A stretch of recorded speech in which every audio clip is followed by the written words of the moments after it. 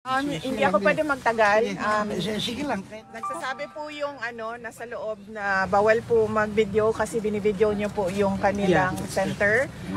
So nagsasabi po sila sa inyo, through sa akin, na huwag niyo daw i-video yung kanilang, bawal po yon sa kanilang protocols na binivideo daw yung kanilang building at yung mga tao na pumapasok at lumalabas doon. Ma'am, ari ka ma'am? Yes, ma'am. Hindi ko lang alam kung anong oras yung schedule, pero Kita-kita na tawag ma'am. mag-anhi ko din pero dili lang ko kibalo kung unsang oras. Depende lang sa. Noted, ma'am. Okay, salamat. Thank you. May sinasabi lang po si Pala. Yung celebration bukas. Celebration po. Aray ko. Sila po ang nakakaalam ng No update po, no update, no update. No update po, thank you. Pero bibisitahin niyo po I sila. love you, baby. Hi, ma'am. Ay, sir naman. Bawal hawakan. Ay, no. May sinasabi po yung Palas na Ma'am Yuseca Claire Castro po. Nakikipag-cooperate daw po sa ICC. Sinasabi pa natin na tayo ay religious na bansa, Catholic na bansa, Muslim na bansa, naniniwala sa Diyos na bansa. Pero pagdating kay Mayor, masyado tayong, wala na tayong awa. Parang bihira. Ay, nakalulungkot kasi kultura natin yan.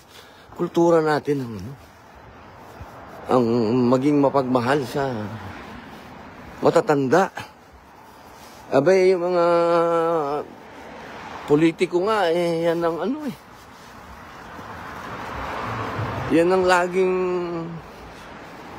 sigaw para sila ay mahalin ng mga bumoboto. Yang ating bigyan ng pansin, bigyan ng ang mga senior citizen.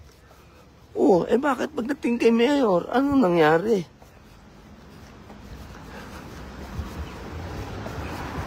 Nawalan na tayo ng mercy? Hindi na pwede mapagod si Mayor? Hindi natin yun. Mga kababayan, yung pamilya niya, walang handa sa nangyaring ito, walang preparasyon.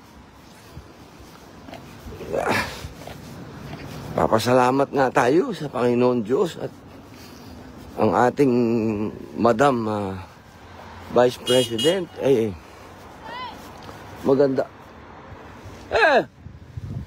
Naka-live ako Lalakad na lang ako. Ingat kayo. Bumati kayo, bumati.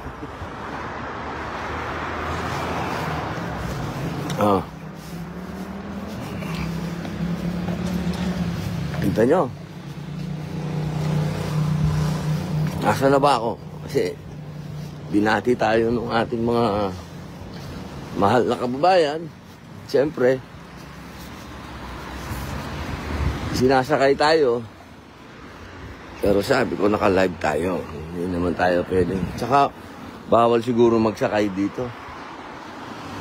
Medyo susunod tayo sa batas. Kahit nasa ibang lugar tayo, susunod tayo. Pwede lang tumakbo kasi medyo malayo-layo pa yung pupuntahan ko. Pero gusto ko naman yung naglalakad. Yun. Yung dumating sa pamilya ng mga Duterte, siguro mga kababayan, maging din tayo. Merciful in a lot of ways.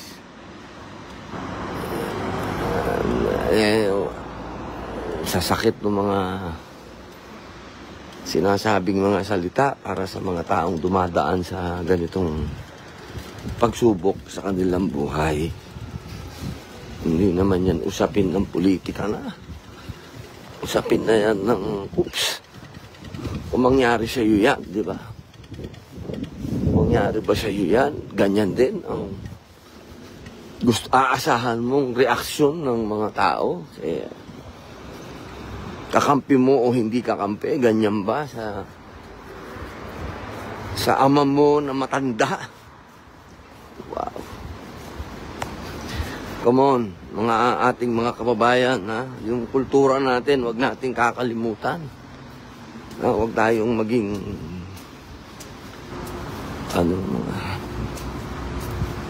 hindi natin kultura yung ganyan. Hindi tayo marunong gumalang sa matanda.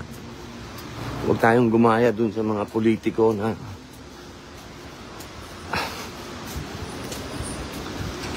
yung hindi nating kultura, wag natin kakapin yan. Hindi ko sinasabi na wag litisin, ha? Si Mayor, kung talagang may kasalanan si Mayor, abay, litisin natin, pero wag yung ganito.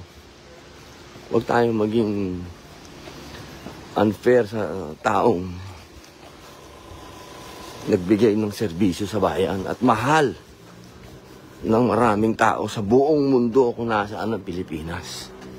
Ha? Kung nasaan ang mga Pilipino, kung saan ang mga Pilipino tinataas nila ang ating bandila,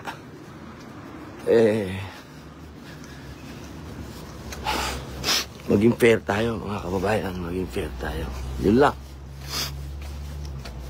Medyo may sipon ako, ha. Baka may lumabas pang sipon, pasensya na kayo. Sipon, ubo, yun na. Yun, mga kababayan, nalalapit na po ang ating pag-uwi at kampanya. Hanggang ngayon, wala pa po tayong nakukuha na permiso para makausap si Mayor. Wala pa. Wala pa po. Hindi pa natin siya nakakausap. Ang mahalaga, nakakuha na po tayo ng suporta kay Madam VP, sa ating pangalawang Pangulo. Kanya pong ini-endorso yung ating PDP laban. Magandang balita na po yon. Ang pinaka mas maganda sana kung makakuha po tayo. Makausap po natin si Pangulong Rodrigo Roa Duterte para meron po siyang personal message para kapag tayo po ay nag-ikot, meron po tayong mga mensahe sa ating kababayan. So, ayan mga kababayan, magre-react po tayo dito sa video clip na nakuha natin dito sa SMNI gikan sa masa para sa masa. Maraming salamat po dito sa i-share niyo po sa Facebook, no? At magre-react lang tayo dito, no, sa ating napanood na video clip. Actually, kinuha ko lang talaga dito yung pinaka-highlight, no, na kung saan si VP Sara po ay humarap sa mga kababayan natin dyan na naghihintay po sa labas ng ICC Detention Center, no?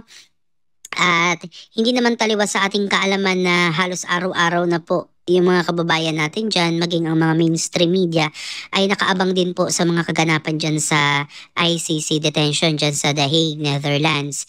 At isa nga po sa inirereklamo or isa din po sa mga parang ni-raise na concern ni VP Sara ay ang pagpuna po ng mismong mga nagtatrabaho po siguro or yung mga personnel sa loob ng ICC na nakikiusap po na wag pong kuhaan yung kanilang building, maging yung mga tao na pumapasok at lumalabas sa establishment na ito.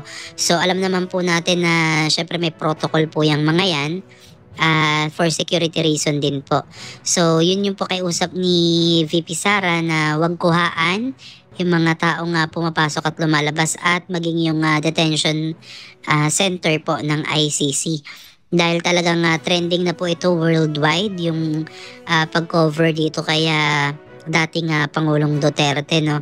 At marami nga din pong nagtatanong tungkol dito sa kaarawan nga po ni PRRD, no, bukas.